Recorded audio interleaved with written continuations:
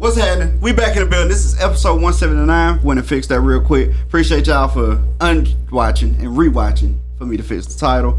It's your boy Country. Let's get this thing started.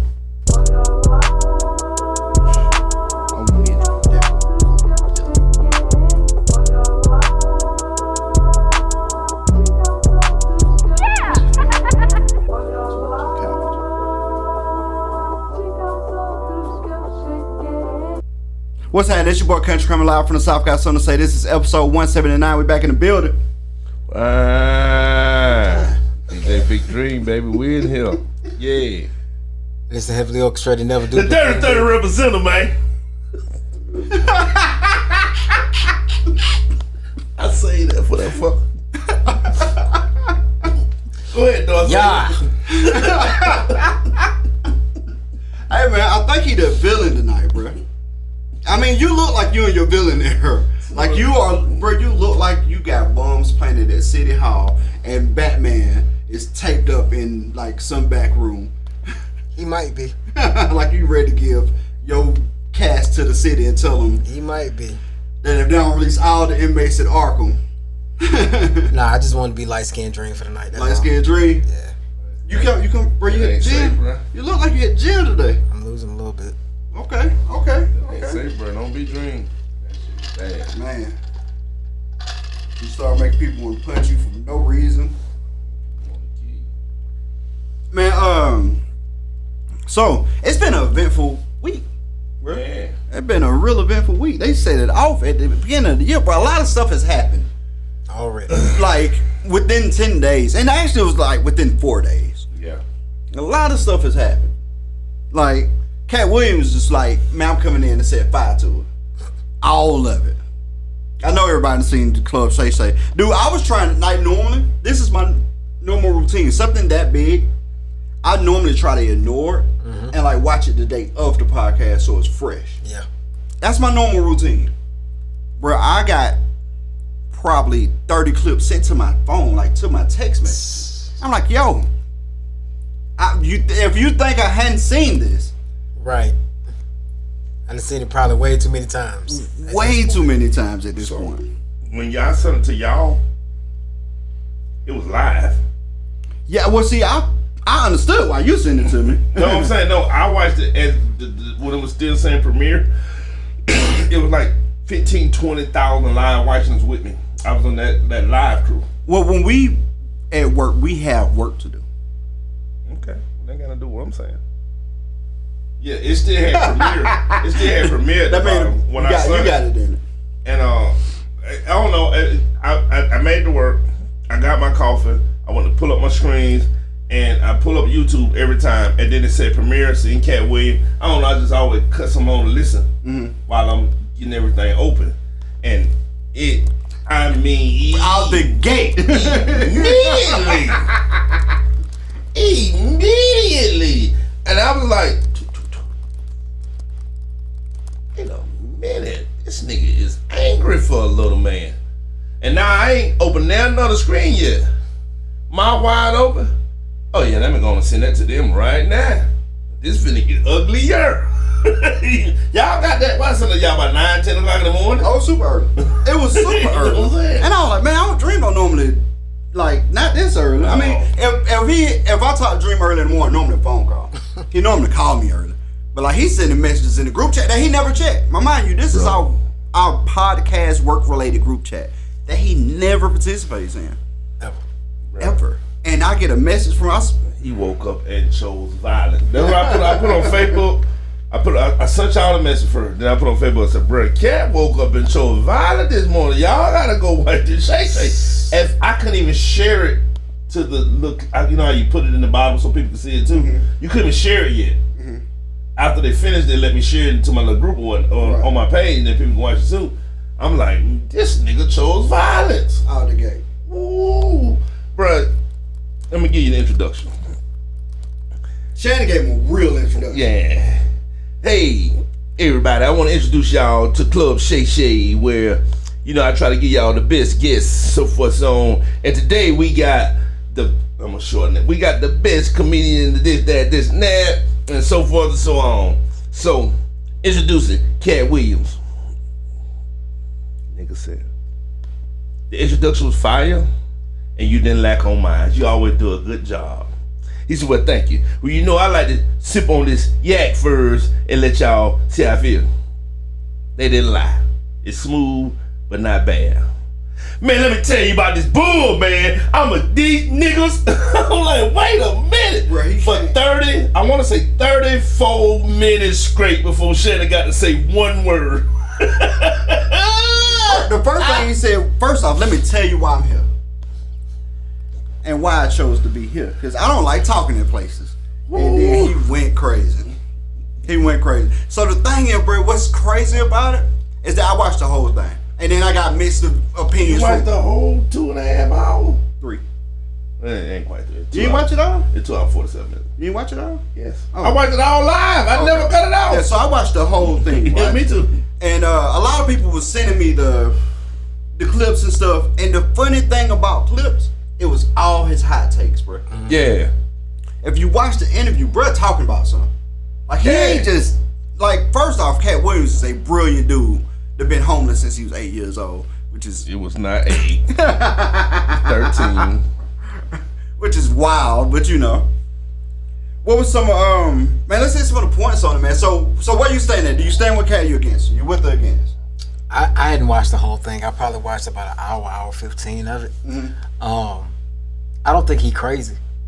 You Crazy. know what I'm saying? Like, he's by far not crazy. you know what I mean? Like, I think that a lot of stuff that he talked about it sounds extremely far-fetched, but it's not to say that it's not possible. And if you really look at the landscape of comedians, you know, another comedian that get down like that and he really ain't celebrated in Hollywood like that, Eddie Griffin. Yeah. Well, Eddie Griffin got to tell a story about why he ain't But still, celebrated. you know what I'm saying? But like, he is legitimately like, it's like the truth tellers that are out there. They get shunned upon. So I mean, I ain't gonna say I don't believe. You know what I'm saying? Some of the stuff that Cat said, I don't know if I believe all of it from what I've heard so far, but I believe a lot of it. I done seen a lot of the hot takes.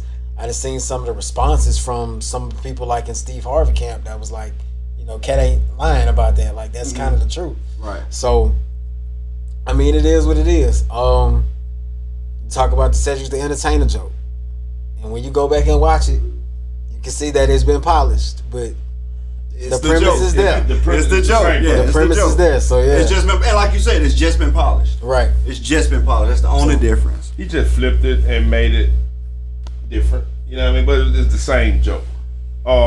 So to start off, the Cat Williams, he say, I can't believe you sat here and said out that mouth, Shannon,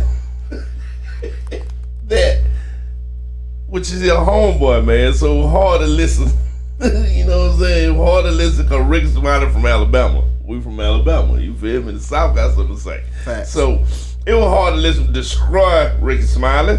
You sat there and said out your mouth that he stole the show. What show? The one I was on? Man, I almost died loud when he said that. He said, then this Negro gonna say that he was supposed to play the pimp, the Cat Williams part. What in Hollywood in 100 years have you heard Ricky Smiley, the man who played a woman, and now he's in his role playing a pimp? He can't even cuss. Now, to debunk truth, Ricky Smiley actually did go for that role. So Ice Cube debunked Cat Williams' statements. I don't know, did you see the interview? I seen it, but I ain't watch it. I watched the whole interview. He debunked it. He said that Rick Smiley actually did go for that role first. Mm-hmm. And he put the picture up of his pilot, of Rick Smiley, with the exact same outfit that Cat did in the movie. Mm-hmm. You feel me? The sideburn, the neck thing, the little bandana around the neck, the whole outfit. He said, but he just didn't feel like he was the right person for that part. And then Cat came in behind him and did it and murdered it. He knew that Cat was the guy for the job. Yeah, I can't think of the name of the actual character. He said, I knew immediately that Money was Mike. Money Mike. So he was like, I wanted Rick Smiley in the movie, so that's why we gave him the Santa Claus part. You know what I mean? So he didn't lie about that. He said the cat lied about getting raped in the bathroom. He said he would have never did that in that movie. He said the only movie I ever put anything that got to do rape in was in Players Club. Soften that word for me. Oh, you're right. I shouldn't have said it. You're right. I've been watching a lot of YouTube. The R word, he said the only time he ever even touched that was in the Players Club because it was needed to be seen because so many of those young females get taken advantage of in strip clubs like that. You know what I mean? He said that's the only time I've ever touched. I never did it in the pure comedy. You know what I mean? So he said now that part was a lie, but he said I'm gonna just be honest with y'all though. At least 70-75% of what Cat say is pretty real, especially about the gatekeepers. You know, he already had a whole thing about gatekeepers. He did, because you speedballing this topic. You know, you talking about speed racer through it. I didn't race through it. Yeah. Well, you had asked him, do you believe some of it's true? So I was just I asked him just whose side was he on? Is he with Cat or against Cat? I was going to ask you the same thing. I know the answer to it. You don't. Okay, let's go. I'm neutral. You neutral? Yeah. Okay. Break that down. Now, see, that's what I want to hear. Yeah, that's what I want to hear about. Because some of it has been debunked. Some of it already been debunked. Not just that part. Other pieces have been debunked. And I don't want to go through the alcohol thing, like you said. I want to be speedballing it. But do I believe most of it? Yeah. I believe most of it. I do believe that the big execs make you do weird stuff. Bruh. Well, one of them in prison right now, so that's been proven. Yeah, no, I mean, that was just one that's caught because he was starting to buck the system. Yeah. No, I mean, you feel what I'm saying? I mean, I respect that. Yeah. That's what I'm saying. So it's been proven. So yeah, I do believe that. I mean, like if you get caught, you get put in prison. One of them been caught. Yeah. I mean, this wasn't like a little one. This is a huge one. Like, but two got caught. One of the biggest. Two got caught. Well, I don't know if he wasn't a exec though. He was an exec, but he wasn't a movie producer, was he? Bro, he was everything. No, not Weinstein. Weinstein, bro. I'm the other one. I don't know the other one. Epstein. Oh no, he wasn't even in that. Yeah, he wasn't a producer, was he? No, he was just a rich white guy that like freaking with young people. Yeah. I think all of them do. Whoa. Anyway, so all of them. That's a lot of people. I'm talking about all the high end exec type people that's tied into this type business. Not all white people. Okay. I'm talking about all those high end. Okay. I appreciate you clearing that up. Especially the Jews. Words have meaning. Them people. Need you to be clear right now. Yeah. Now I ain't talking about all white people. I'm talking about all people. I don't think all execs do though. The big ones. I mean, the gatekeepers, like Cat said. I mean, I don't know if I want to believe that, bro. I want to believe better in humanity than that. Bro, it's wrong, bro. It's wrong. Bro. I mean, we ain't got no proof, so you get to prove. We don't have proof. Innocent to prove. I agree. You know what I mean? So like, I think a lot of them because there's too many stories about it, most likely. But I don't want to say all, bro. You feel me? Bro, it's some sick people on this earth, bro. Yeah, bro. But I don't think the earth is majority sick. If you follow what I'm saying. Yeah. I don't think the earth is majority sick. Yeah. I think the bad worms stand out more than the pleasant ones do. I don't know why I pick worms, but you know. You get where I'm coming from though, don't you? But all right, so back to it. You said you don't, like you're neutral with it. You're neutral with it because you believe 75%, 25% you don't, which makes you neutral. Yeah. Okay. Yeah. So I think the word crazy is dismissive. Calling people crazy is dismissive. Facts. Like if I call you crazy about one thing, I can apply that to everything you say and call it crazy and erase it, make everything you say irrelevant. I think crazy is dismissive, so I really don't like that whole idea. I don't think he's crazy at all. He talk way too much sense, way too much recollection, way too much like well thoughtness for it to be well thought out things for it to be crazy. Like you can watch him anticipate what he's gonna say next. Yes. Now I do believe the fact that he's still a comedian. Yeah. And a lot of people forget that this guy that you're listening to is still a comedian. So he's gonna joke about some stuff that we take serious in a joking manner. And I think that shook people up a lot too. I don't know, that nigga pretty serious, girl. I ain't even joking, bro. It was funny. You laughed. Because he's naturally a funny guy, but this because he's naturally a comedian. He was mad for a lot of it, bro. I don't think he was really mad. Bruh. I mean, he was mad when you talk about Cedric. I was jumping to say the part. He said, if I was here, I'd stand on this. I would have bust Cedric's stomach. Green Cat Williams impression is terrible, bro. Have you noticed? It is awful. His Cat Williams impression is terrible. Goodness gracious. So, hey, but did you see Cedric's response to him saying that extra specific part? Not to the allegations. Yes, I did. Part of him being tough. I did. I don't like Cat Williams tough talk either. I think Ced want to fight. I don't like Cat Williams tough talk, bro. Like Cat Williams got beat up by an 8th grader, bro. 8th grader handled that. Say whoop whoop. But all that tough talk, nigga, we can come see about each other. We ain't doing that. Bro, that 8th grader gave Cat the business, dog. Hey, that was funny. He gave Cat the business, bro. I don't need him to be. I don't like the tough talk. You can leave that alone. Yeah, that wasn't right. Unless he got an alligator. Bro, he 5'5", 145. Sit down. Yes, he got an alligator. Chill out. He most definitely got to have an alligator. 145, bro. If you got an alligator, though, he can win. I mean, if he alligator man, then yeah, he got it locked up. I ain't fighting no alligator.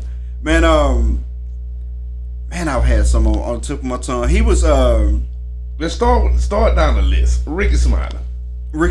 Do you believe that he put in his contract that he had to wear a dress? Yes.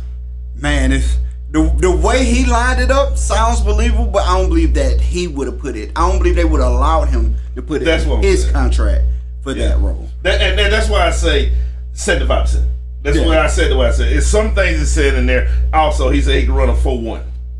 Bruh, so I 100% know he can't run a 4-1. Well, he did it. He actually went and ran to prove he can run a 4.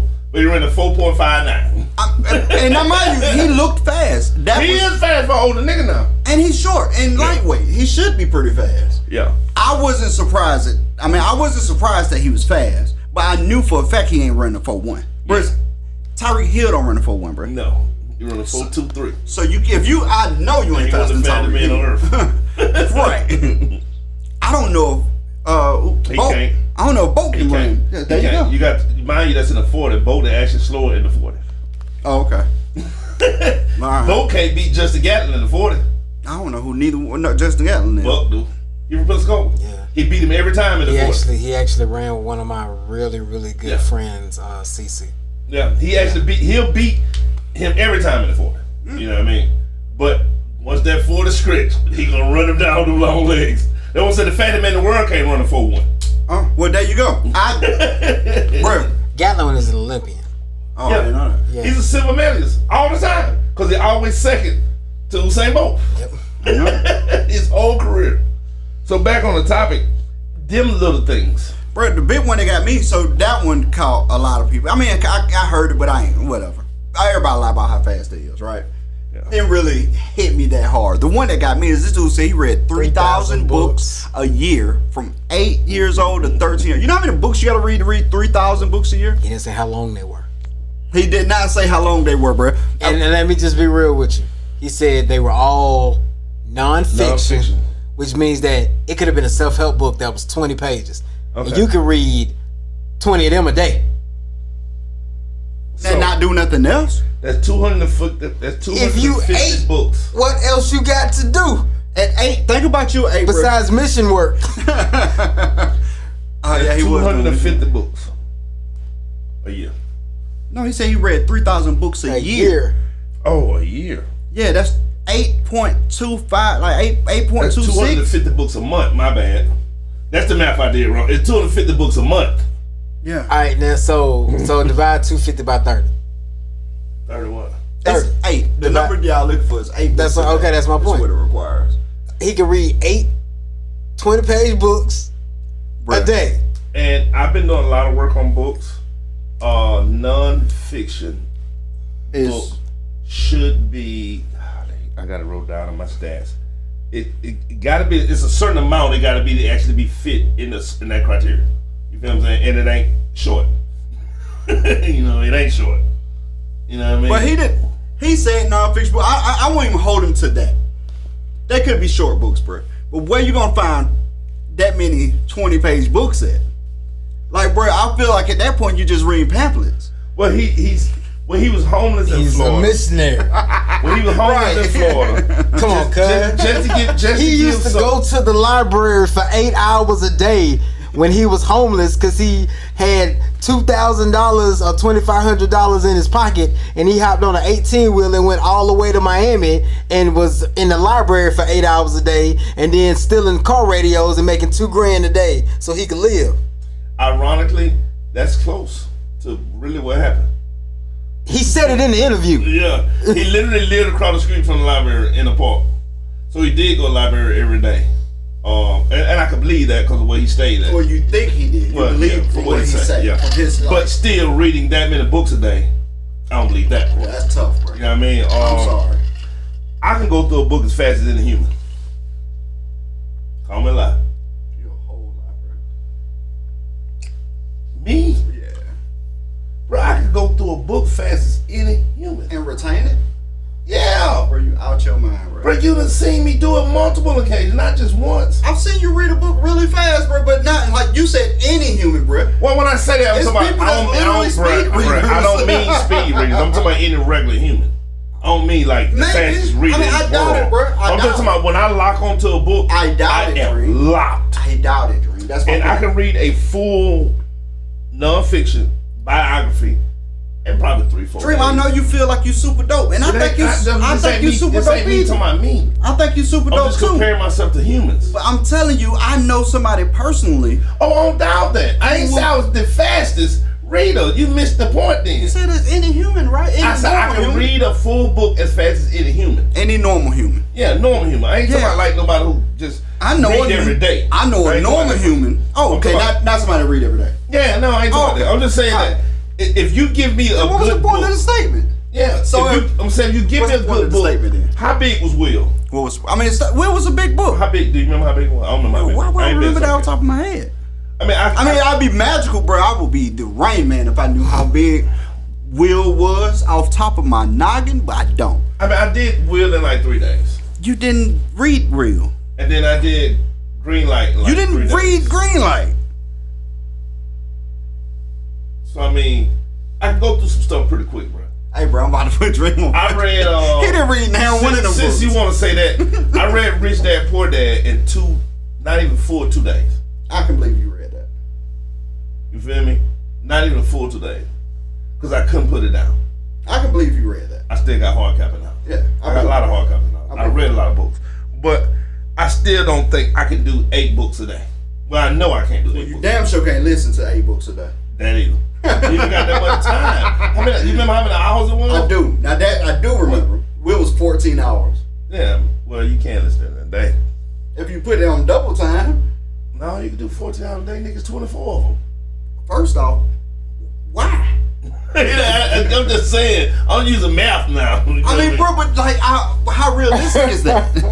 How realistic is that you're gonna do 14 hours? You could do it realistically in 2 days if you ain't have nothing to do. You could do it in a day if you didn't have anything to do. But and then, like, you decide that you're gonna devote your day to this. That's what I'm saying. Like, if you ain't got nothing to do, like, if you wake up at 6 o'clock in the morning and be like, I'm gonna devote my day, whole day. I ain't gonna do nothing. I'm gonna sit here and listen to Will Smith.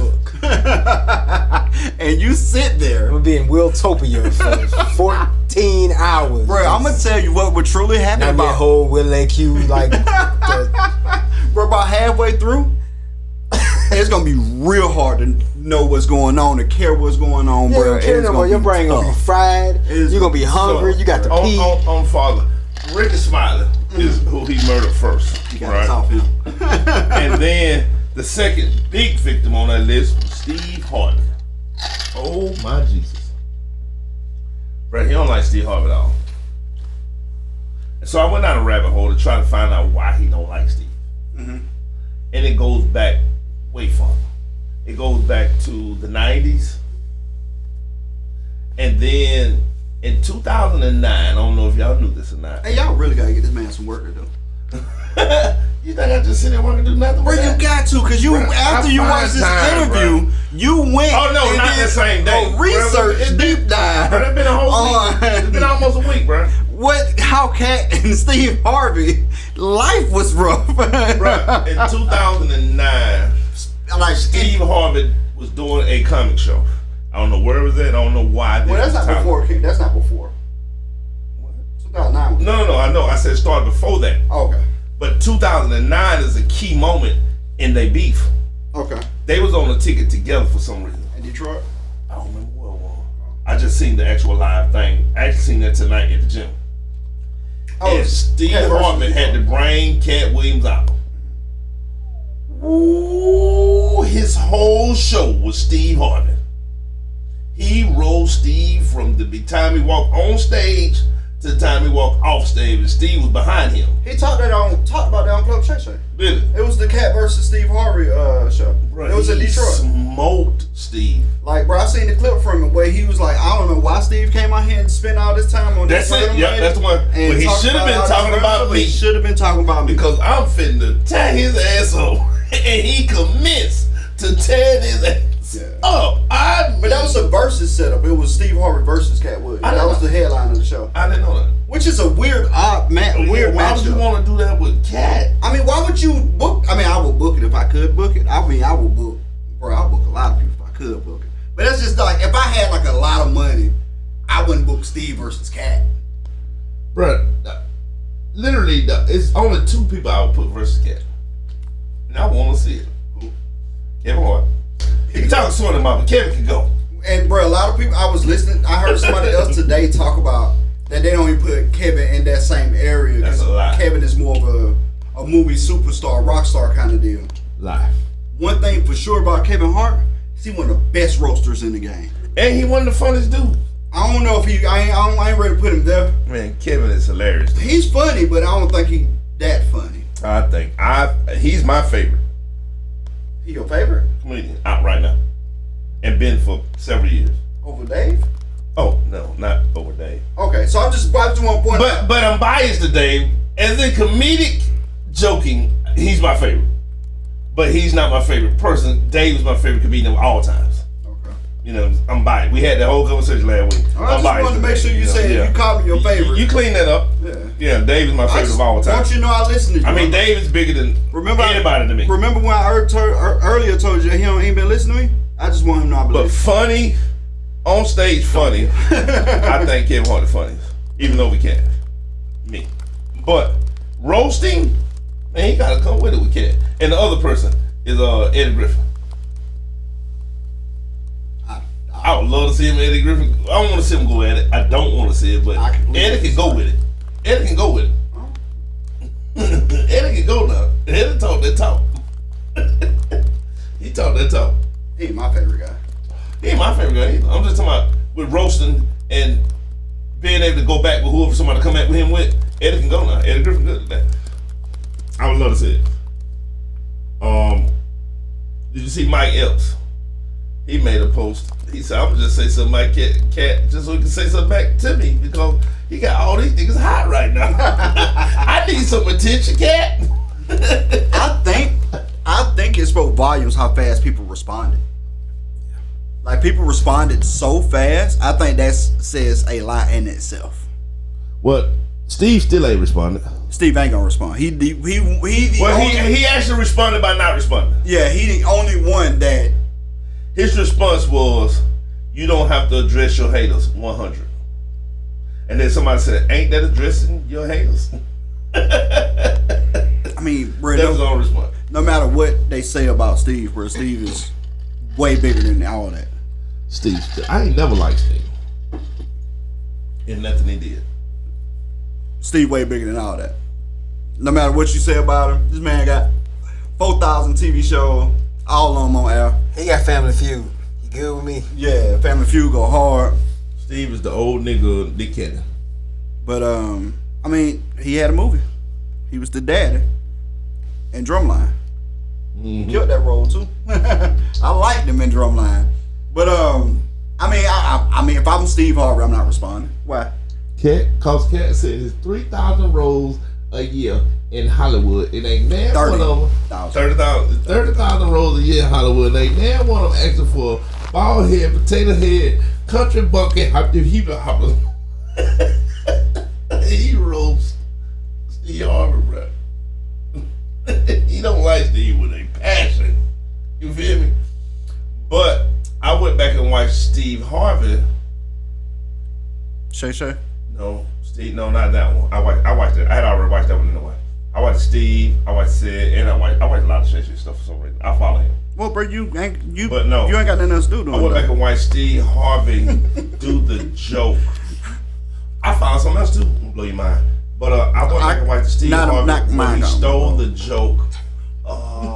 He got time to find stuff. It's the joke. What joke? He stole the joke from. I can't remember who he stole it from, but the joke he was talking about he stole, I found it, and he most definitely stole it. I went down.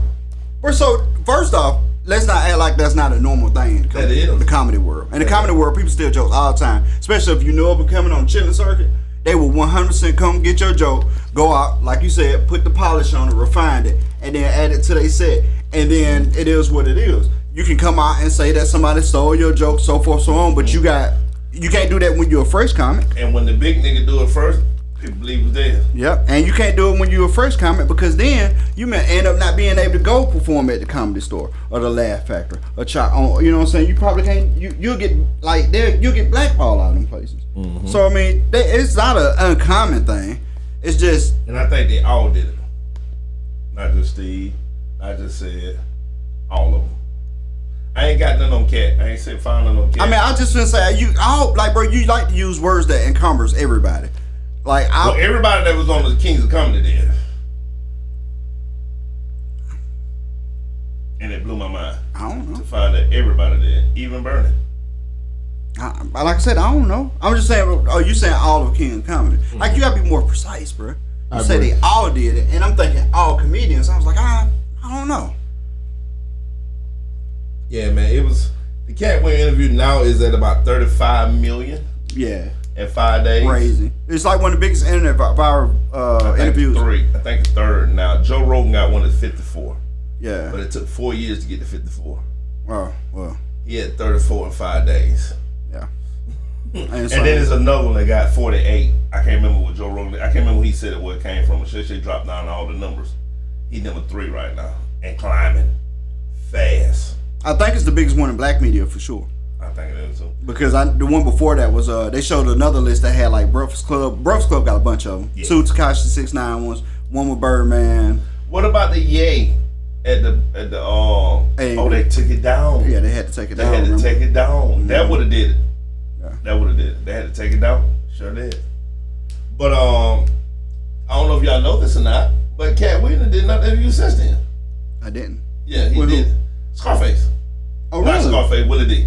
Okay. Willie D podcast. Okay. It dropped now 10 hours ago. Oh, really? Yeah. How long is it? About an hour. But he talk about almost identically the same thing, so it ain't really worth watching. But it had did in the hour I watched it did 1 million views.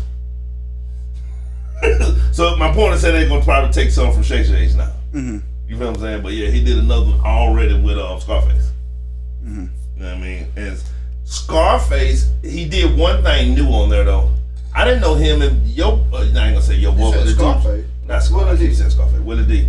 I didn't know that he had beef with Al Sadiq. The guy that's the guy you just want to say? Mm-hmm. They got a beef. Like a beef. Because he ain't go at Sadiq. And he said, asked him what the beef, he said, he ain't big enough for me to go at him. You know what I mean? He's come on, man, that dude is, man. I would have did the celebrity boxing that he called me out on, but he ain't a celebrity. What is supposed to be about? He did a show in Houston, and he said, this is what Cat said, quote unquote what Cat said, so it didn't make sense to me either, the way Cat said it, so I don't know how it worked. Sadiq was supposed to be on stage that night to open for him, and his security didn't let him in the building. And Sadiq said that he was basically hating because he knew if he came on before him, he was going to shut the show down. But Cat Williams had security still paying.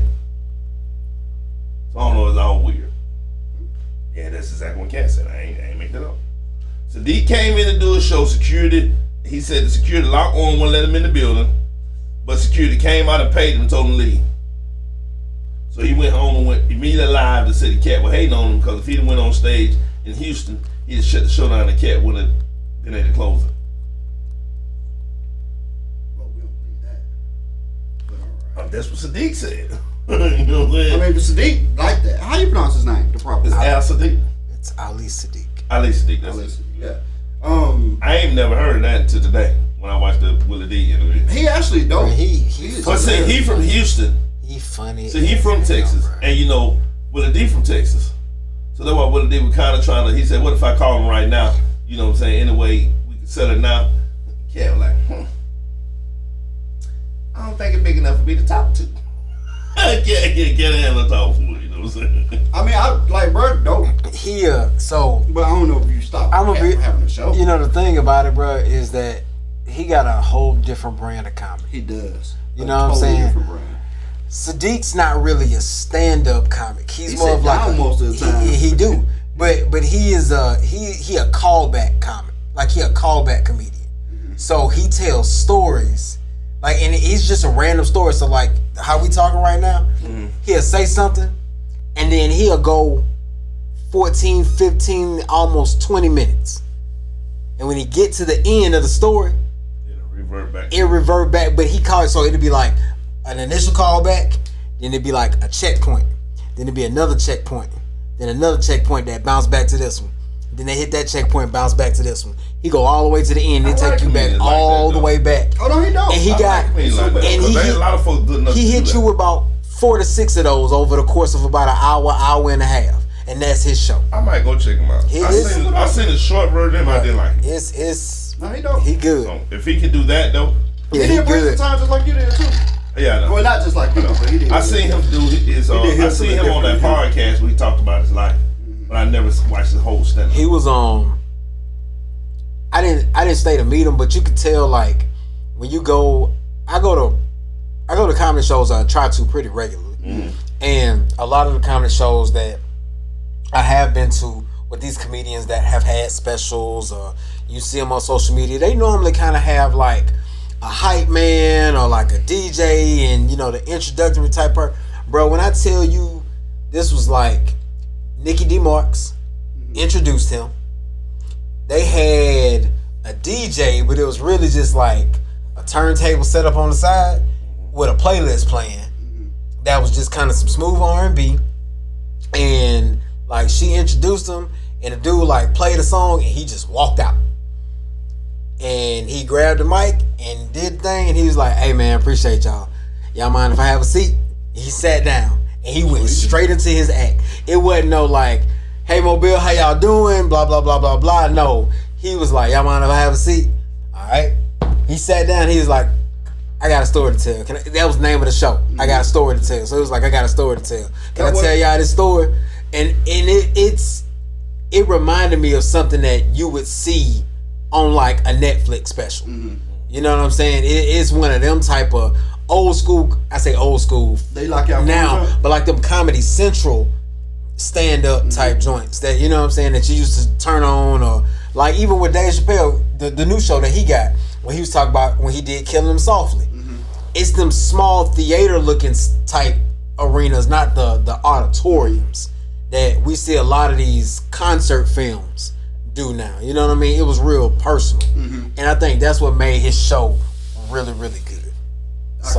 I like a personal show. Yeah. Did they lock your phones up? Oh yeah, like you could take they. I mean, you didn't have to lock them up, but like you could take like a picture, but like if they caught that flash, you was escorted out expeditiously. So we were the second stop, and I think he was doing like 30, 40 cities. So they wouldn't let like no flash photography. You couldn't like do any kind of filming. So more than likely, it's gonna be his next stand up. Yeah, I'm sure he's refining his stand up. That's what they normally do on tour. Yeah, they go out and polish it. Yep. They didn't have a location where they think, hey, I should be ready by to here, deliver it here, and that's what they do. But like a lot of people just make you lock it up and that get expensive. Yeah. So now that we didn't talk about the main PP here, let's talk about the strays. Quite a few people call stray bullets. I don't know, bro. He shot Ludacris with something living more than a stray. That's still a stray. Because Ludacris had to do, he said, "Oh, you some kid of Ludacris." He showed it. It had nothing to do with it either. He just asked, "Was you some kid of Ludacris?" Yeah, that was a stray, bro. That was a smooth stray. He said, "I'm just say this. Two people went to Illuminati party. One had to marry an ugly white face. That ain't how you said it. That's pretty much what it was. He said one had to cut their hair, could never wear their beard with the things. With the points. Because both of them used to do it. And marry an ugly white face. No, a light skin. Ugly face. Light skin, ugly face. That's what it said. Light skin, ugly face. And the other one was Cat Williams. Oh, no, that ain't how he said it. What is it? He said, you gotta, no more, had to cut that. Mm-hmm. No more, cut your hair. Yeah, no more lines and points in your beard. You get 10 movies, 10 million. 20 movies for $200 million. Yeah. And you get light-skinned ugly woman. And he was like... And the other person was Cat Williams. And he was like, and one got it, and the other person was Cat Williams. Yeah. So did you see Luda response? Luda rapped. He rapped. So what's funny about it is Charleston White chimed in on it. Shut up, cause I know you don't like Charleston White, but finish. Charleston White said, "You did it, nigga. You know you did it. Cause what kind of nigga gonna argue a point with a jingle?"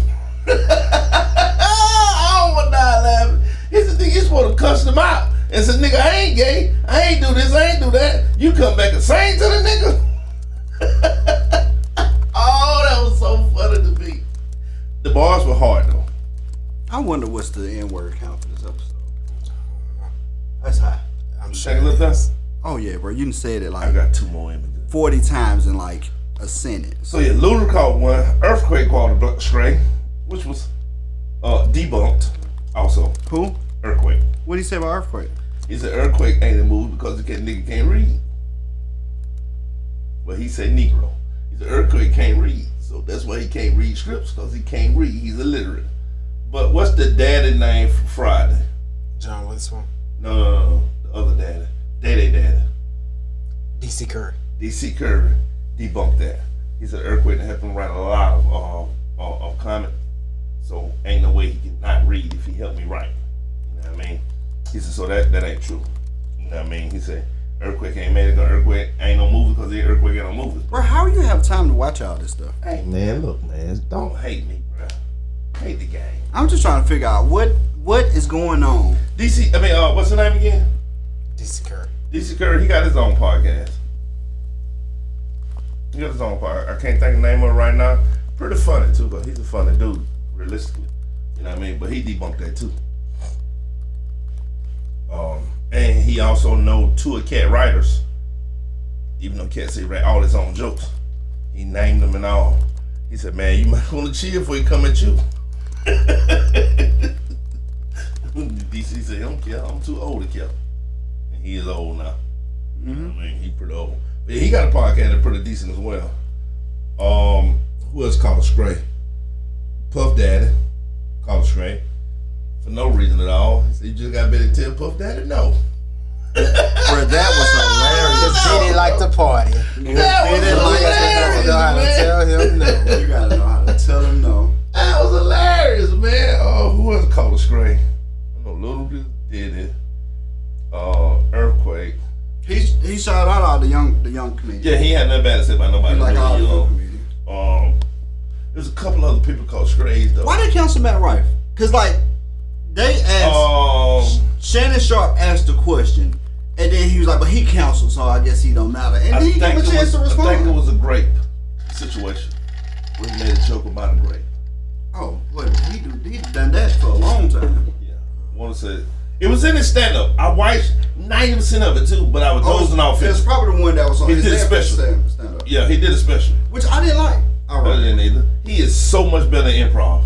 He way better. Bro, I watched almost every one of his improvs. Mm-hmm. And they are hilarious. All his YouTube specials is great. I always like, quick hitters are great. Yeah, his 10 minutes special? Trash. I mean, bro, did you watch Country Wayne next? I didn't like it either. Oh, no, I was expecting you to say that. Bro, like, I feel like Country Wayne, you know how they go on tour and they refine their show till they get to the point where they was ready? I feel like Country Wayne did the first one. Yeah, I agree. Like the very first one, bro. Like he stumbled over some of his own jokes. You could tell he missed marks. Yep. Like, bro, it was like, man. Like it looked rushed. It did. But who like Country Wayne gonna get a show, bro. He make more money on Facebook than almost anybody. I think he make more money on Facebook than anybody. I think he do make well, black comedians. I don't know about everybody, but black comedians, I think he make more than anybody. It's up there. Yeah. It's way up there. Like way up there. Like more than you would you ever seen his think. mansion? Yeah. They got That's all Facebook mansion. Yeah. That's Facebook mansion. Yeah, he up there. He ain't got nothing bad to say about the younger people, the young generation. I respect before I get off Country Wayne, because we dissed him. I gotta give him some love. I respect Country Wayne though, man. He clean. He don't curse whatsoever. Nope. He take care of his people. He take care of his people heavy. And like bro try to like keep it and bro got a real positive message, man. I rock with Country Wayne. Anyway, go ahead, I'm sorry. I'm trying to see who I'm missing about it. But yeah, I want to make sure I say that. I kind of dissed this special, and then like follow up with anything other than he got the most paid play, one of the highest paid plays on Facebook. He actually a good dude. I think he, on paper, from my perspective, he appears to be a great guy. I mean, it take a lot of discipline not to curse, drink, smoke. And we missed the biggest one. We forgot he hate Cat Williams as well. I mean Kevin Hart as well. Oh yeah, he hate Kevin Hart with a passion.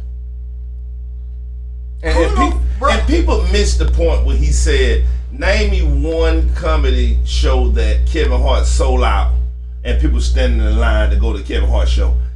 That when he said that, he was talking about before Soul Plane. He wasn't talking about after Kevin became Kevin. Yeah, everybody gonna line up for him now. From the time he made, what was the first big one he did that sold out? Was it Laugh at My Pain? Man, I don't know, bro. But that's a redundant statement. What he meant by that was before he was even big, the Kevin Hart that we know today, he said that he did some stuff. He did the groundwork on the East Coast. As soon as he moved to the West Coast, he was already set up. I mean, but see, he said that like he said that's the definition of a plant. Do y'all know what the word mean? Yeah, bro. I don't subscribe to it. I mean, I would feel that way if Kevin Hart never came out and put successful stand-ups out. But he got several of them. But those came afterwards. Yeah, Soul Plane was a commercial failure, bro. It was just like, bro, Kevin Hart didn't get boosted up for Soul Plane. But now, Charlamagne said something that made a lot of sense too. Soul Plane was known as his first movie, but it wasn't his first movie. No, Paper Soldiers was. Yeah, I think that Soul Plane was his third movie. Paper Soldiers was. Yep. I think Soul Plane was actually his third movie. So that actually lined up to how he could get ahead. You know what I'm saying? Mm-hmm. That was actually his third, not his first. So Charlamagne talked about that. And Soul Plane was a commercial failure, and it wasn't even push big.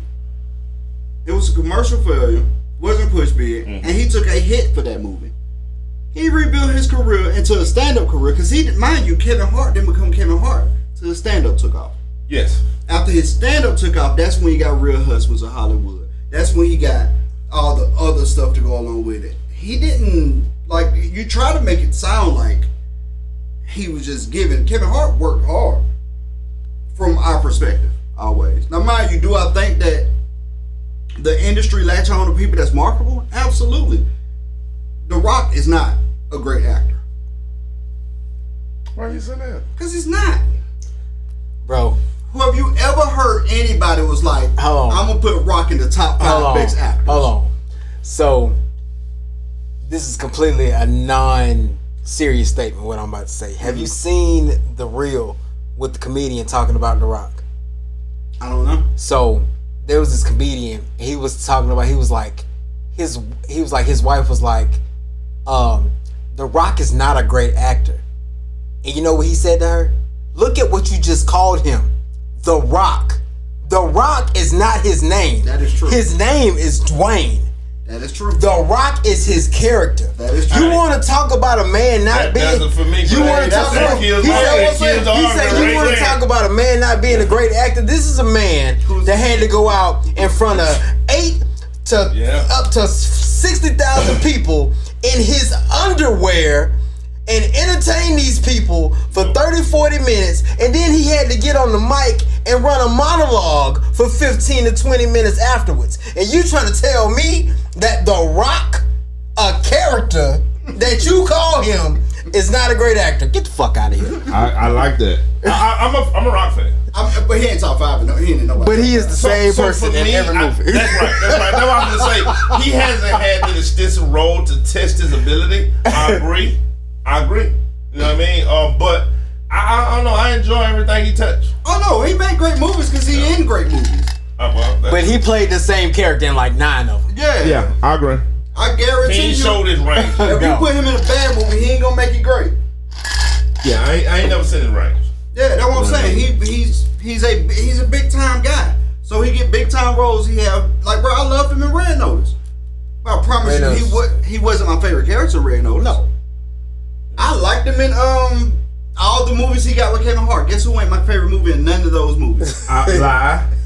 I think the one he played, the fat kid that came back as the built kid, he carried that movie. Talking about Jumanji? No. What movie was it? Intelligent Agency, whatever it is. Yeah. He carried Kevin that. Hart. He was the funniest man in that movie. Is it Central Intelligence? Yes. That's where I put you on. Why you so angry? Yeah, he carried that movie. He was funny. He was funny in that one. Do you agree he was funny in that one? Yeah, he was funny. I 100% said that I haven't seen the movie. You never seen Central Intelligence? Clearly, if I don't know what y'all talking about. I like them in Pain and Gain too. Who? I like them in Pain and Gain too, and a lot of people didn't watch. I like that movie too. But I love Pain and Gain. I love Pain and Gain. They was supporting cast. Him and Mark Wahlberg played a good role together. I don't know if I would give him. Now you want me to tell you? No. Now you want me to tell you a role that he did. A lot of people don't really talk about because I don't know a lot of people that's seen the movie, but Be Cool. I've seen Be Cool. That. Okay, so like the character he played in that movie, even though it was early in his career, was probably the first time I saw him play something other than some badass tough guy. Right. Outside of like the Tooth Fairy movie he did for Disney and but even like if you think about the Mummy movies and all of that other kind of stuff that he was doing. He did a Mummy? That's how he started. He was the Scorpion King. He was the Scorpion King. That's right. Oh, look at you like. Bro, I went to the theater. Man, I forgot about that movie, bro. What you mean?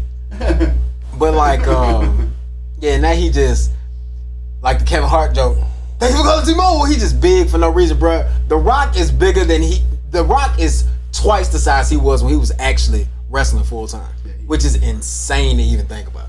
It ain't the meat. When you know bodybuilding, the older you get, the more mass. I just said the older you get, the more mass you put on as you get older. That's why you've never seen a 23-year-old Olympian bodybuilder. Even at that age, people that's like way up there know that you got at least 10 to 12 years before you can get to that level. Because the human body can only put on so much mass per year. So that's why it makes sense that he's that big now. You feel what I'm saying? I do. And he done touched them steroids. You can bet that. You can bet that, man. He got the veins for him. But yeah. And if he can stand, he gonna get even bigger. Look, see, I knew, like, bro, if it's a hot spot for Dream, man, he all over it. The Rock played him free guy. Yeah. Like the main enemy. He did. And The Rock got a lot of movies, man. Wait, Rock is is he still the highest paid character? I mean, actor in the world? Yes. Yeah, he's still Now I'm gonna tell you something that's wild, and I'm gonna get off this. I'm gonna get off the wrestling stuff. But John Cena, bro, he crucified The Rock forever for leaving the WWE to go to Hollywood. And granted, Cena stayed around way longer than he had to, and he do come back a little bit more often than like we'll see The Rock, but. Cena? I dare to say that Cena on his way to being one of the biggest actors in Hollywood is well on his way. And the craziest part about that is because I watched him so long wrestle that when a lot of times when I was watching his earlier movies, I was still like, this is John Cena playing a character. Cause I know John Cena his real name? Yes. Okay. I was hopeful. Yeah. I was so hopeful just then, cause if you would have told me it's not. No, John Cena is his actual name. Okay. But it was one of those things where no matter what I watched him in, it was just John Cena as this person. Yeah. John Cena as this. And to think that dude started out doing WWE movies. and now I look at the movies that he in now, and I watched him grow as Peacemaker, and I watched him grow as in Vacation Friends, and what? Oh, is it? It's not Roosters. I don't know how many wrestlers are movie stars, but I got my pick for the best wrestling movie star. Who was that? Batista. Hands down. Hands down, the best range in film, like Batista got actor range, bro. Like Batista went to go do a movie, and he was just like, "It's kind of nice." I like this. What was the movie, the last M. Night Shyamalan movie that I loved? Knock at the Door. Knock at the cabin. Cabin in the Woods. Cabin in the Woods. That's it. Knock at the cabin. A knock at the door. It's knock at the cabin. Stop mixing me up. It's a knock at the door. It's knock at the cabin. I'm pissed off too, cause y'all make me feel dumb. Then It's Knock at the Cabin. yeah. Okay. I had the first time, and then so y'all said something that sounded better. Messed me all up. And for me, He killed that. I was gonna say that may be his best acting, man. I mean, he killed his role in Land of the Dead. Zombie. What was it called? When it was in Vegas. I mean, bro, I've been looking up. Yeah, no. He killed that role. No, he had to act that hard in that movie. I'm gonna go. Army of the Dead. Yeah, Army of the Dead. I'm gonna go. I like this. I like it. And so I like them in Glass Onion. I like them in Glass Onion. You think to me, in order to kill a role, you gotta be in like a serious or hard role? That is no, not I true. don't. You're a lie. That is not not my true. number 2 for him is Guardian of the Galaxy. Bro, have y'all watched Stuber? killed that. Have y'all seen Stuber? Give me some. Stuber. Give me some. Guardian of the Galaxy, my favorite. For him. Stuber. Stuber. I don't think I seen that. Y'all want to laugh? Go watch that. He's in that. So there was a movie on, it might have been on Netflix, might have been on HBO Max, Issa Rae, where she was dating the Indian guy, the Punjab guy. Yeah, that was Netflix, and the name of that movie is, I don't know. Okay, well, it's that dude and Batista. He like an Uber driver, but his name's Stu. I'm gonna leave it alone. Stu. I seen it. But it's funny. It came out in 2019. I seen it. How many times you gonna say I seen it? It's when he tried to leave the guy, and the guy won't leave him. Yeah. You know what I'm saying? He's like, I'm in, not hell. Yeah. And it is that guy, and I love that guy. Yeah. He's so funny to me. Yeah. She said she going to put it in my face. Bruh, that stayed on my mind for a month when he said that, bro.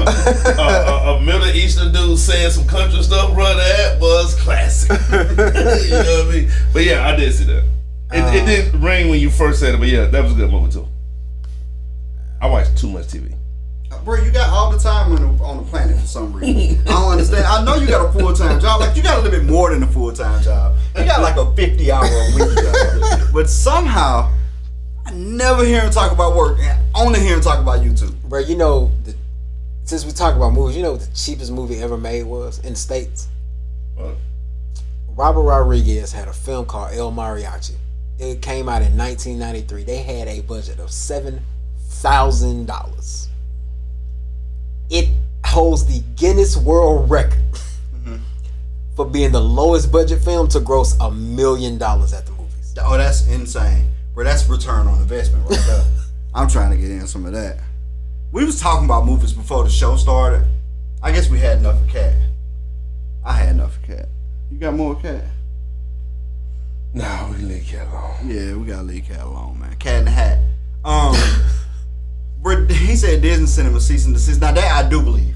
Yeah, I can believe. Bro, if you do too much on Twitter with Disney stuff, they'll send you a cease and desist. Like, they don't play. They 100% about that cease and desist. I can believe. We were talking about movies before the show, man. At this point, I forgot why we were talking about movies. What was the name of that movie about? Oh, Jonathan Majors. No, the cheapest movie ever. El Mariachi. So Jonathan Majors has finally had a sit down talk. I don't know who was the lady he was with. I don't know. I would love to give her credit, but Jonathan Majors had his first public speaking since his sentencing, his guilty verdict. And I think the full thing releases tomorrow. Tonight we watched 17 minutes of it. I don't think that's the whole thing. I think the full thing releases tomorrow on Hulu. But just listening to him talk about the situation and what happened, and how it happened, and like my biggest thing is that, man, it seems fishy. Lindsay Davis from ABC News. Okay. I was looking it up. Yeah, it seems fishy to me. Listening to him talk about it, and not saying that it was fishy on his behalf. I think it was fishy on the other way. Like, I really think they made an example of this guy. You keep saying make an example. Mm-hmm. I don't know if I like the terminology. I think making an example is when you Do something wrong and then they give you the maximum punishment. Yeah. Okay, so I mean, maybe I get why you don't like that. So this ain't nothing against you. I just heard you say it a couple times. And Well, I even still- when you said the first time it didn't sit right with me. I because still stand by that they made an example out of him you because can't date white women in America. no, that you can't be super successful in black. Well, you stupid. Yeah, whatever. You know what I mean? Like, he was uber successful, and honestly, because he was such a high profile person, I really feel like they was like, we gotta find a guilty verdict for this guy, just for anybody else out there who think that we won't find a guilty verdict for you. I don't, bruh. Like, I really don't think, like, bro, it don't make sense how he got a guilty verdict.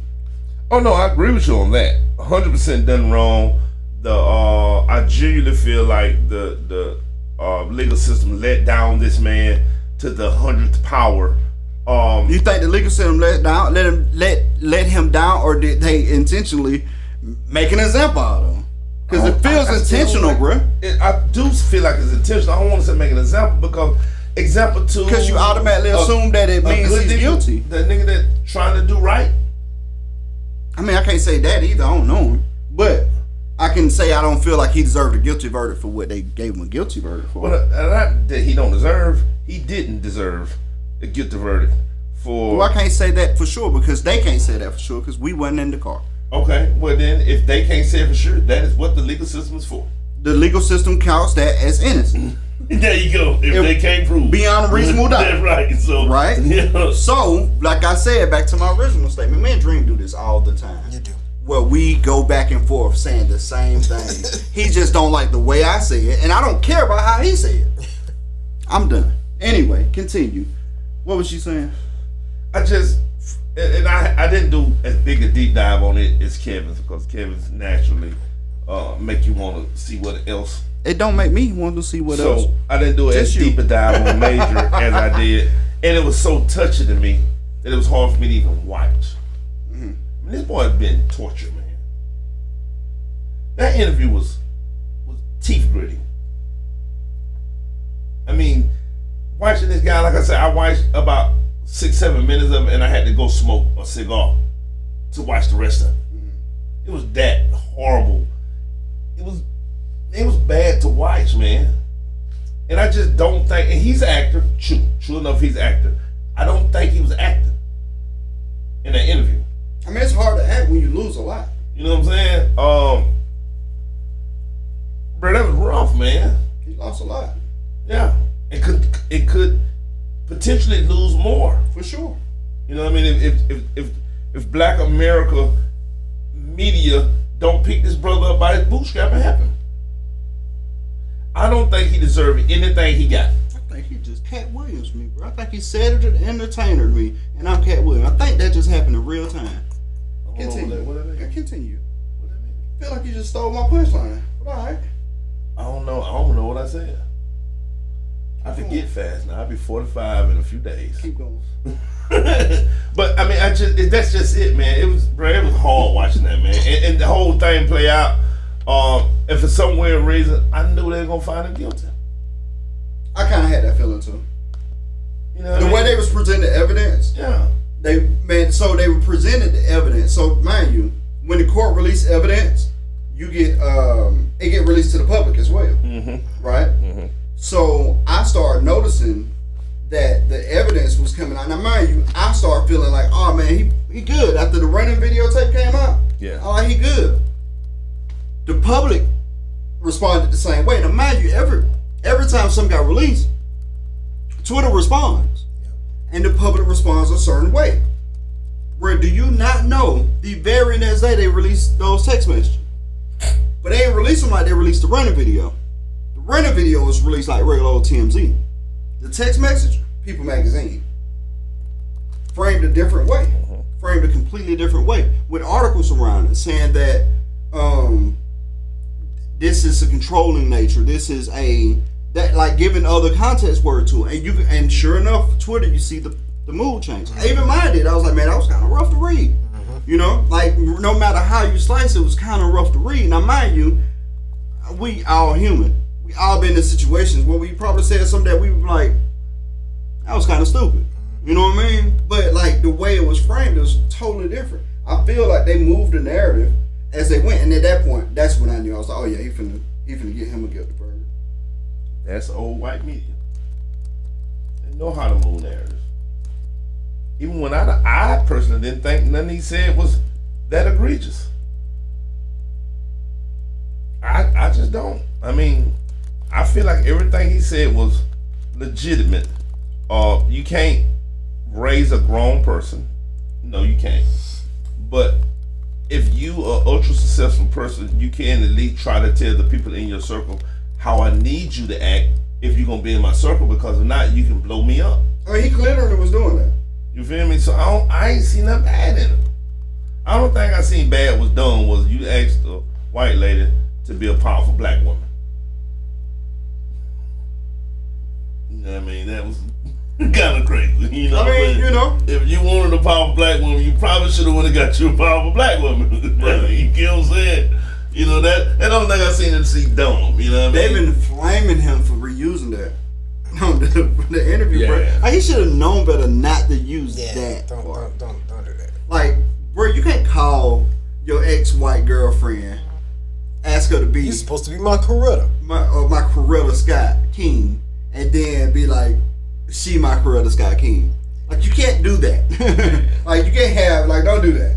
It was a bad look, man. I knew he was gonna get some backlash for that. Yeah, that's the only thing I seen the man do dumb. But I see he did it dumb. And then he said that, man, he said, I'm doing something huge, man, not just for me, but for the culture, for my people, for the world.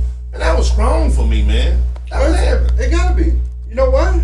Because he meant it, bro. Yeah, that's heavy. He meant that. Like, look at his movie roles, bro. Bro, that made me a bigger fan of his. The text made me a bigger fan of his.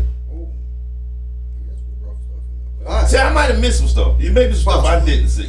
I mean, and it wasn't bad, bro. It wasn't condemning. You know what I'm saying? Like, reading that message doesn't make you a guilty person.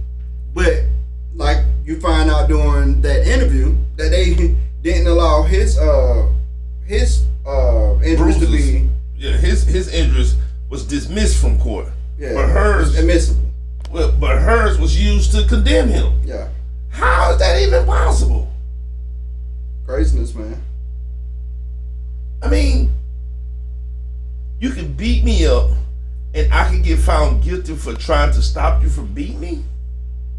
Bro, the craziest thing in the world to me, and this is like the overall arching point of it, he said the most scary thing he was ever do as a black man. And I heard this before the interview. Was the call. We've been hearing our whole life. Well, no, he said it before this, and we've been hearing our whole life. Yeah. Truly, bro. Like, honestly, I can count on probably one finger how many times I ever called the police, and it was for a business. It wasn't even for me. You feel me? But he said one of his most afraid thing to do as a black man is call the police. And true story, he called the police. And they arrested him. And a year later, he's guilty of negligence. I'm guessing that's the best way to call it. I don't know the actual charges. They charged him for causing physical damage unintentionally. Yeah. It's an actual verbiage for it, but that's what they call it. Yeah, basically. Yeah. Negligence. Yeah.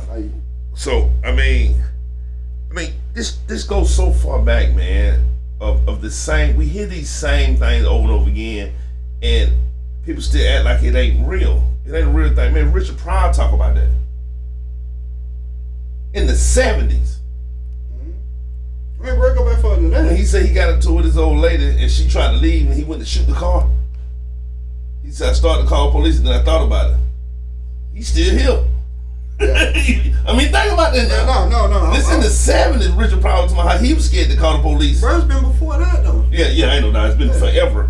But to be in 2023, a man go home, can't get in his house, figure something wrong, thinking this girl killed herself, call the police because he don't want to be the first person inside, and then they arrest him. Is that how that went?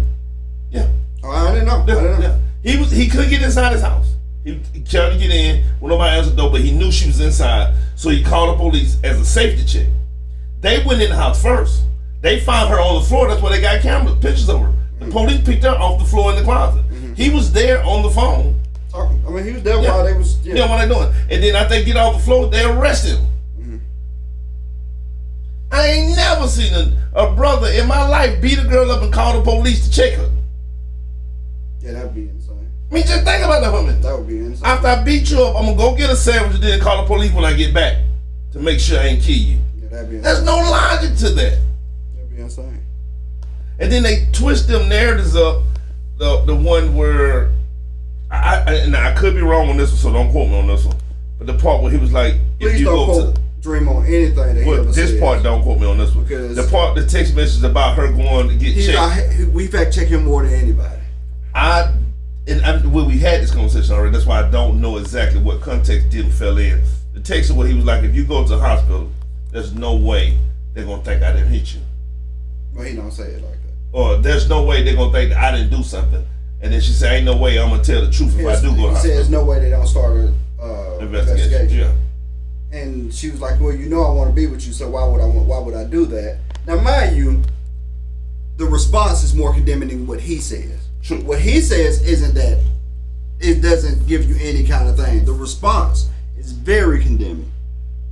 But the response is always the response. The response is always the response. You know what I mean? Like, you can write the response how you want to. True or not. He could have looked at him and be like, what?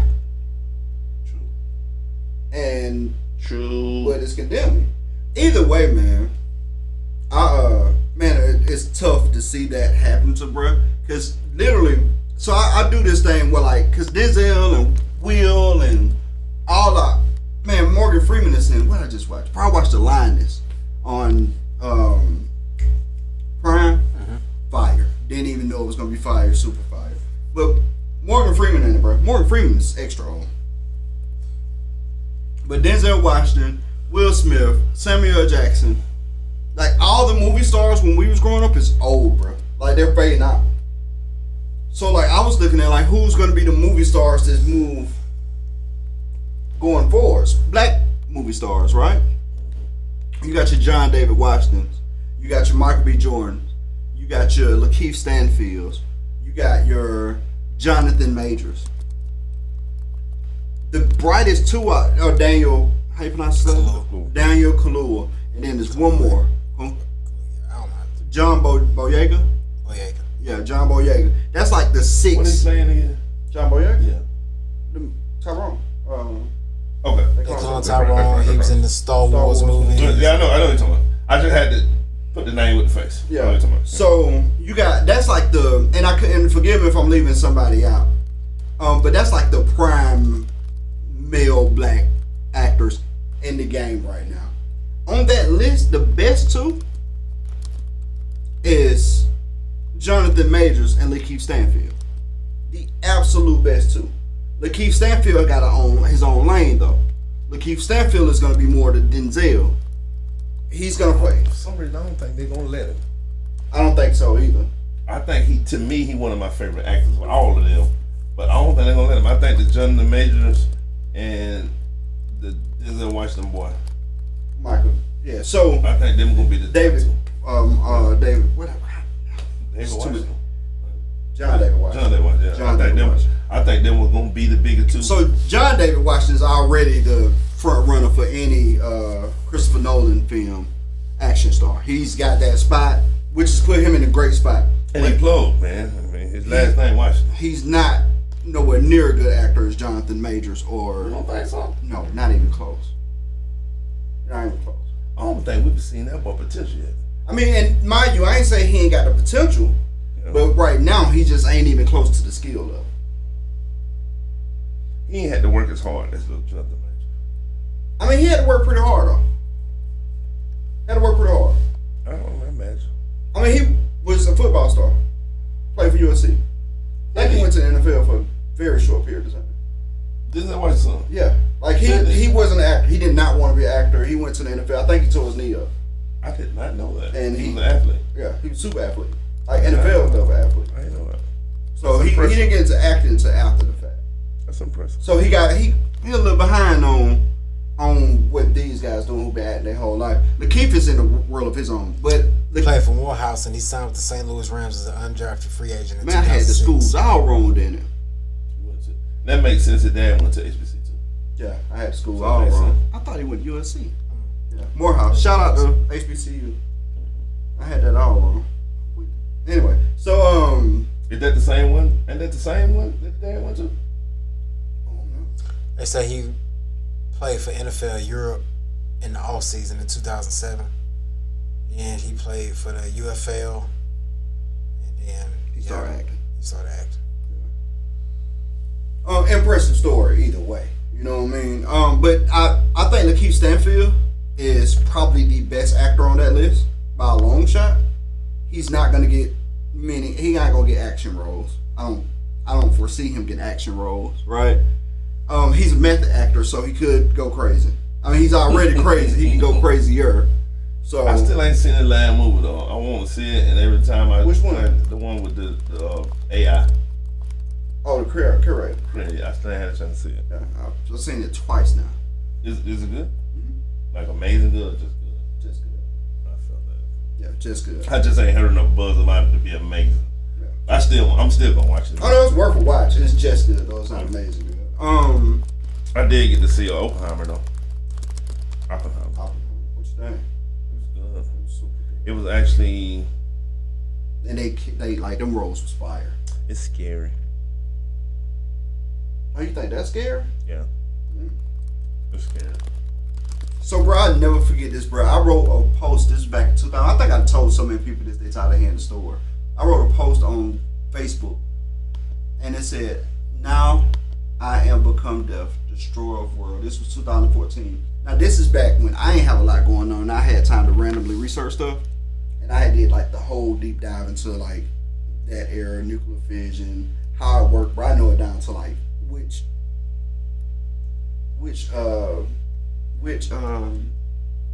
element you need to create that, right? So, and I got joked on by it. They were like, "Oh, here you go, that Dragon Ball Z shit." And I was like, man, that's crazy that nobody know what that means. Because how big of an impact.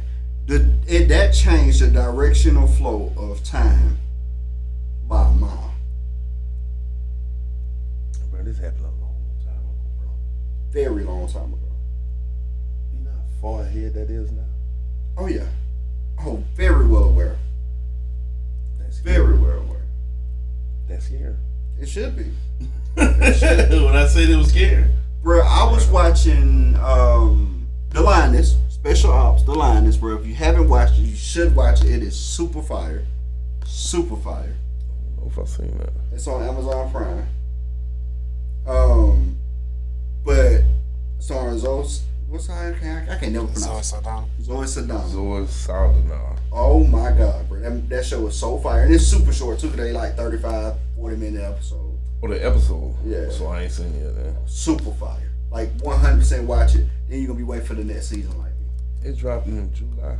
And it was the one show on Peacock ever at the time. I don't know if it probably got beat since then. Oh, Paramount. I think it's Paramount. But anyway, back to what I was saying. Yeah, if it's on Prime, it's probably Paramount. Yeah, it's Paramount. So back to what I was saying, bro. A guy in that show said something that blew my mind, and I never thought about like this. He was like, "I don't care about what is it called? Because the world's getting hotter. Global warming. I don't care about global warming because by the time I said we'll be going long way before that happened because of us." And that is probably true. That's even scarier, bro. Global warming is a real issue. Yeah. And we might not live long enough to see it. It's wild to think about.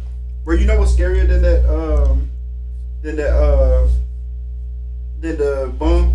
What? AI is way scarier than the bomb. Artificial intelligence is petrifying. Yeah. What you think, bro? About the Artificial intelligence. I don't even want to have like the chats. You know how you like talk. I think that everything that we've been doing lately, and when I say lately, I'm talking about over the course of like the last 6 to 10 years, it's slowly been growing towards the advancement of robotics and artificial intelligence. For sure.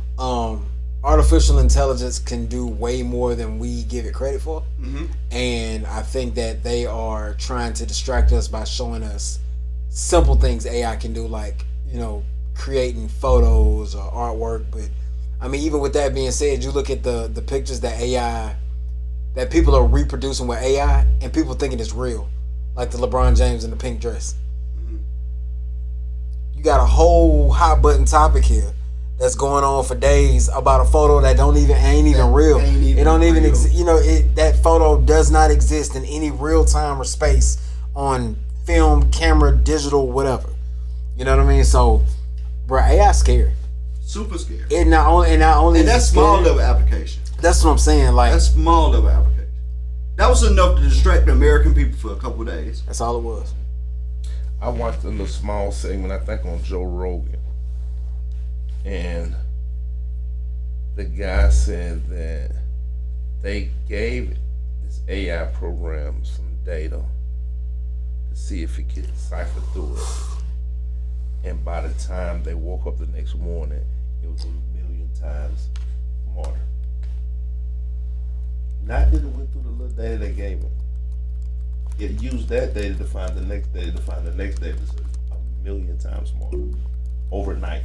I believe it. Bro, this is the crazy thing. Overnight. The crazy part, AI has got popular in the last 3 years, 2 years mainstream. About a year before that, it started rumbling. It's been around for a while though, because you know you had virtual assistants on your phone in your house. Virtual assistants, not AI. Right. And then they started calling it that because people was kind of leery of the AI word. Right. This is the thing though, bro. Have you ever asked why Twitter, Instagram, Facebook, Snapchat, every social media site is free? You ever asked yourself why? Why what now? Why all the social media sites are free? Well, because we are the biggest import-export business in the world. So people think Google makes its money from ads, right? And truthfully, they do. But they don't make their money from buying ads. They make their money from you buying ads from them. Why do people want to buy ads from Google? Because your phone, Google, Facebook, forms your data, your interactions, and builds a profile for you. So if I was a company that wanted to sell something, do I put a billboard on the interstate and hope that somebody sees my billboard that'd be interested? Or do I say, hey, Facebook, I want to target 25 to 30 black males that's interested in rap and video games. Guess who can sell that product? Those social media companies. And we give it to them for free $99. They make billions of dollars off of us every year. We give it to them for free $99. So now, mind you, take that same information, and you hand it to artificial intelligence. And now I create a profile about you. We're predictable people. A lot of people love to think that we are unique and different. We're not. Right. Unfortunately, we are not. We're very predictable. We may be unique from one another, but we are very predictable people. We are not as sporadic as we want to believe we are. Human as cattle. We always have been. We always will be. Yeah. So let's talk about AI real quick. Let me tell you the first time No. Well, you said it's been around for a little while. You said it's been popular since when? I mean, AI has been around for a very long time. But it's been popular in mainstream for probably the last 2.5 years. I'm gonna tell you the first time AI hit me, and people don't gonna remember, but when I say it, y'all gonna remember because it went global when it happened in 1997. The year I graduated. Ain't a lot I remember from '97, but I'm with you. Tell you when it happened, you'll remember. Let's see. The greatest chess player alive, named Gary Kasparov or something like that. Mm-hmm. They built the AI program named Deep Blue. Mm-hmm. And it beat the chess It master or whatever. outsmarted the first time AI outsmarted a human. Yeah. That I can remember on record. That was 26 years ago. Mm-hmm. There was a form of it. It's way more advanced than that. Oh no, but it's form. think about that though. Yeah. If AI was outsmarting humans in '97, can you imagine how smart he is now? Well, I mean, yeah. That's just the first time I remember hearing AI. Yeah, I'm gonna be honest with you. I don't. Okay, so this is gonna sound redundant, I guess, or maybe it's just a question that needs an answer. Do we consider the earliest forms of computer programming artificial intelligence? I do not. That wasn't a computer programming. That was literally AI. It was a computer program. No. I wasn't gonna go there with you. Wait. I'm a computer geek. I'm a computer geek. Don't do that. I'm just gonna tell you that it was considered. You're right, because it was able to learn its own moves and predict its own move and predict your moves, which in turn is a form of learning. Programming is simplifying tasks. That's all programming is, in the base form of it, right? I can simplify a task. You can also give that programming the ability to grow based off reactions, which is a form of, it could be looked as that, but it's not considered. So, and the reason that I say that is because, so the computer outsmarted the man playing chess. Right. How many times did we have a human play against the computer for the computer to learn the algorithm well enough? So it's different, but we are still 50-50. Okay. So Deep Blue was able to evaluate itself now, not programming it. It was able to evaluate 200 million chess positions per second. Well, nobody feeding it that fast. That's AI. But That ain't AI. But what human feeding a computer 200 million chess moves a second? yeah, but you brought a program for it to do it. Now, mind you, the program still has to be written by a human. Okay, there you go. And that's the other side. Remember I said 50-50? Okay. It says Deep Blue is a chess-playing expert system run on a unique purpose-built IBM supercomputer. It was the first computer to win a game and the first to win a match against a reigning world champion under regular time controls. And that's why I said that's the 50-50 part. I was actually going to say that part. So we just talked about this. So we talked about how long, right? They started building this thing in 1985. The prototype wasn't available until 10 years later. 95. They released it in 96 and they upgraded it in 97. Yeah. That's when it won. That's when it won. Yeah. So we talking 12 years, you know what I'm saying, worth of development. It took them a while to be able to get that computer to get there. The AI that we got today responds way faster. Oh, ain't no doubt. But my point is, if they moved that fast from year to year to year in the 90s, oh, imagine what we are now. yeah, Oh, absolutely. That's exactly why I went back that far. No. That was baked. And I completely understood your point. And my point was that AI. I was just playing devil's advocate on that. Oh, you ain't do nothing wrong. That's why I said it was 50-50. That AI was specifically only built for chess. Yeah, that's correct. So the only reason why, only problem I got what you call AI is because anybody in the world of AI is going to tell you it's not AI. They're going to tell you it's a supercomputer. Yeah. That's the only reason why I got a problem with you calling it. And it AI. was a supercomputer. It's a supercomputer. And which is With the ability to learn, though. insane. That supercomputer fit in your pocket right now. Yep. Yeah. That supercomputer fit in your pocket right now. So just man, it's And that's what Deep Blue looked like then. And this is what Deep Blue look like now. You know what I'm saying? Man, that's Deep View 5000.0. Way more advanced. That's insane, bro. Way more advanced, bro. But like, bro, AI is bro. I'm petrified of it, bro. You have to be, bro. I don't know. If, like, I watched a lot of movies. Clearly, we're talking movies, right? Man, Terminator is one of my favorite movies growing up, bro. Skynet was it was about. Everybody think Terminator was about Terminator. Terminator was about Skynet, which was an artificial intelligence that was designed to protect the country. It decided that the country's biggest threat Was us. And that happened in multiple movies. Yeah, Eagle Eye. Another movie, same scenario. Decided that we was the biggest threat. Who? Eagle Eye. Shia LaBeouf. Oh, Eagle Eye. And iRobot.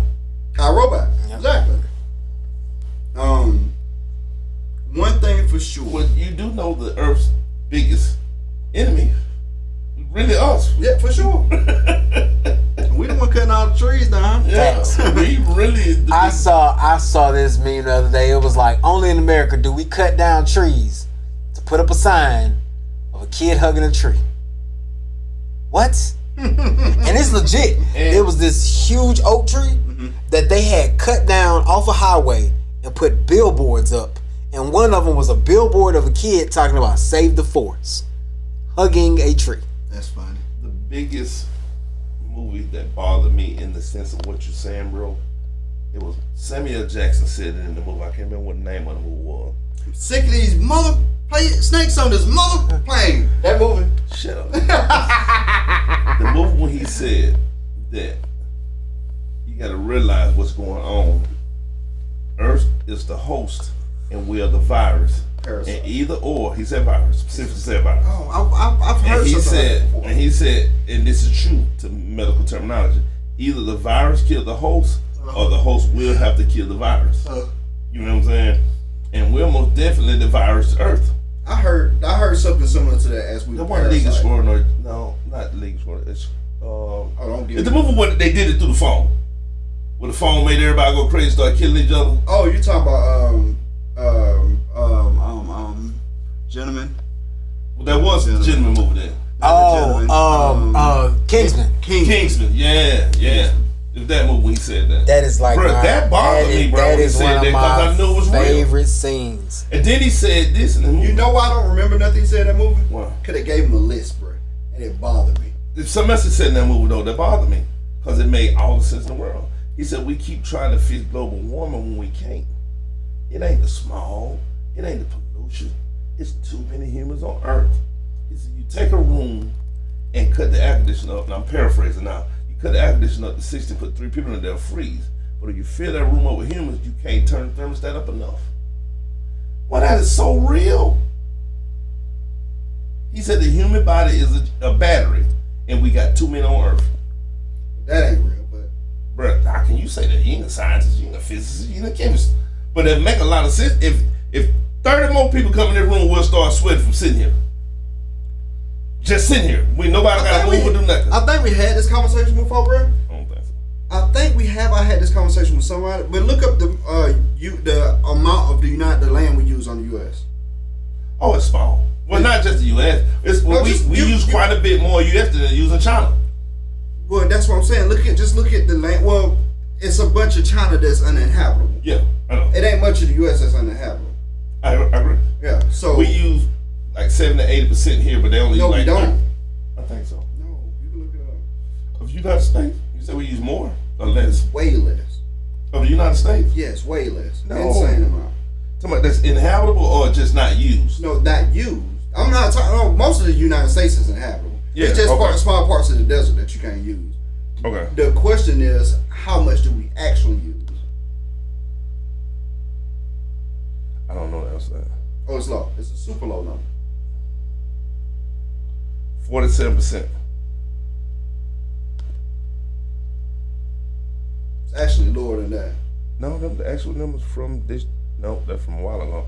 It said only 47% of the United States is occupied. Mm-hmm. But I mean, what do you call occupying a place? Like, Humans live there. well, no, he gonna give me the general definition. Anyway, You asked. Anyway, So, bro, yeah. Put my hood back on. You know, there's actual cities in the United States that have 0 population. Yeah. Bro, the Middle East, I'm not the Middle East. The Midwest is the most unpopulated part of the US. I knew that, but I ain't know it was that high. Like only 50% of the United States we live in. Yeah. That's crazy. Yeah, so think about it. 53. I mean, even if that number, I think that number's kind of high because I looked at like a site where they broke it down to like science. But like, think about that, bro. You say we overpopulate the earth, but just our country, our small country, we don't populate half of it. And China, even like I said, China even way less. I can imagine Africa's the same way too. Now, mind you, a lot of those places are uninhabitable places, right.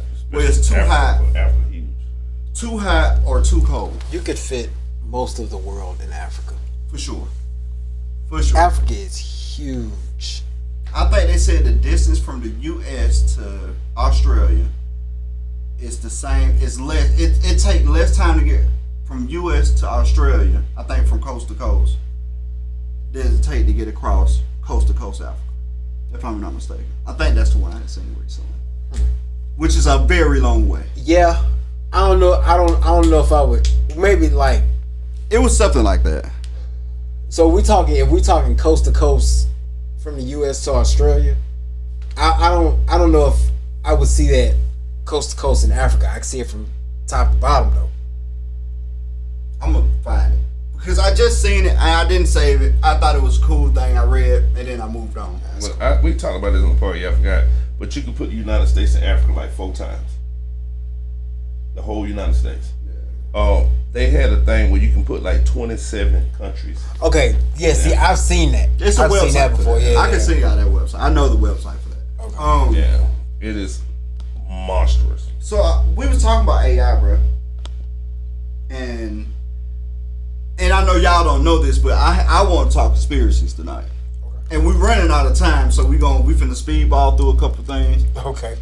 But I told y'all about 2 weeks ago that them building bunkers mean something. And I don't know if y'all really paying attention, but I'm gonna say it again. They building bunkers. All the rich people are building bunkers. And they ain't telling us broke folks.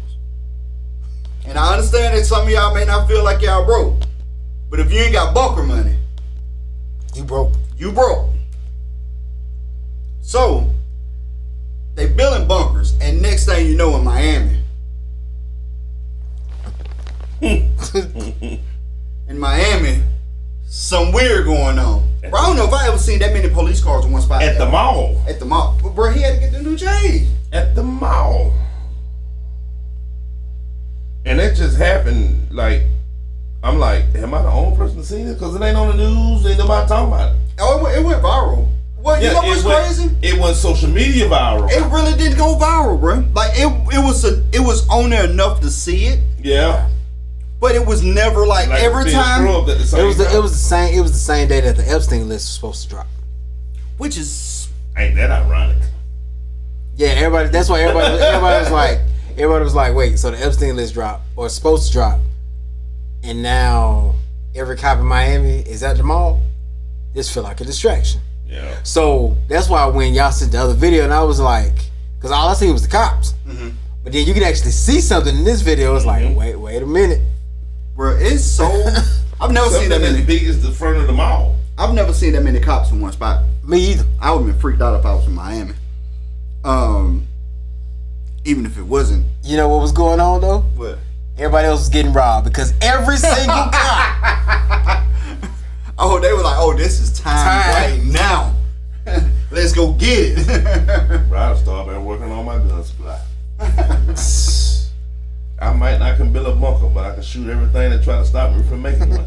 Bro, and it's weird that it wasn't. Like, every time I seen it on social media, bro, it was like, people be like, so we just ain't gonna talk about this. Mm-hmm. And no comments, no nothing.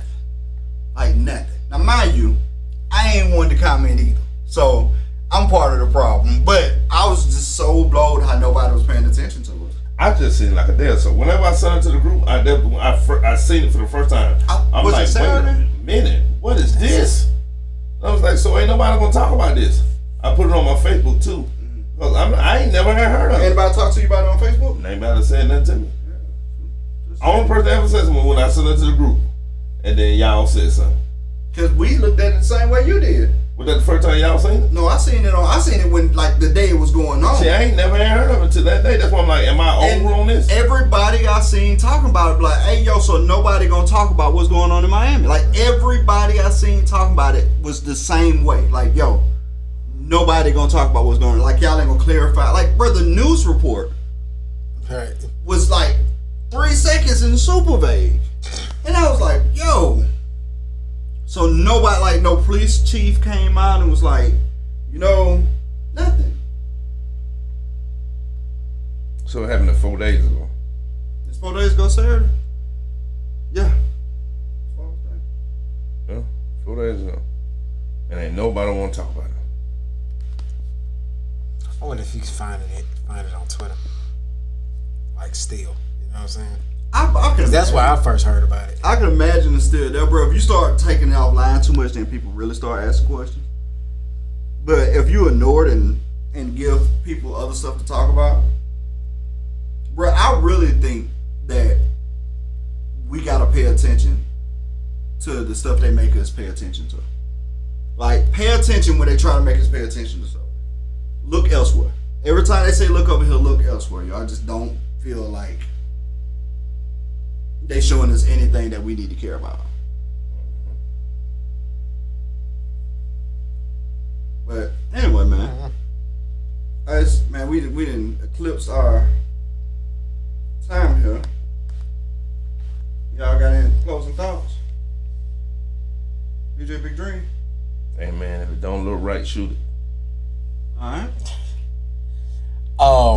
I just got our quote, but also, man, I forgot to say something last week. My boy Miles Beto, he dropped Leisure Atmosphere. That dropped on New Year's Day, actually. Oh, that's what's up. So we've been streaming. When we go out tonight, I'm gonna play a little bit of that for y'all before we head out. You want to hit the quote? You got something you want to say before? I'm good. Right. Our quote of the week is from Socrates. It says, "The greatest way to live with honor in this world is to be what we pretend to be." And for that, 179. 179. It's the South. This is Leisure Atmosphere. We out.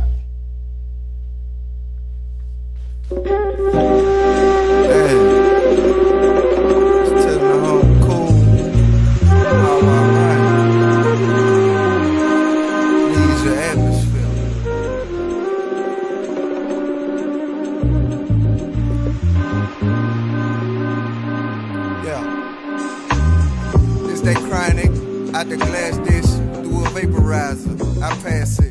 From a deep breath, a bass hit, and it still goes around like a track event. On my leg, I'm out of here like Norbit. I'd admit, but I take another hit. My lungs smoke blitz, but I ease my mind. Feels like a flying in a carpet. In my apartment, getting blitzed. The coolest light bulb in this room is this. One which illuminates my halo. Do good, and good will follow. But I do light it up like a fly low. I sleep it hollow. But before I go, grab some for 2 optimals for my personal BEs.